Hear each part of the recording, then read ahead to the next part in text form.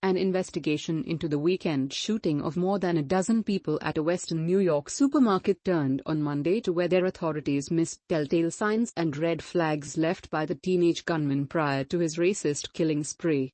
Authorities said Peyton Gendron, 18, carried out an act of racially motivated violent extremism when he opened fire with a semi-automatic rifle on Saturday at the Tops Friendly Market in Buffalo, where 11 of the 13 wounded were black.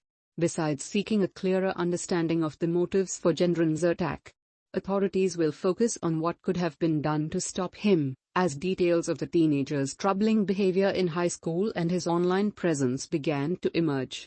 Gendron figured on the radar of local law enforcement last June, when police detained him after he made a generalized threat at his high school, police commissioner said.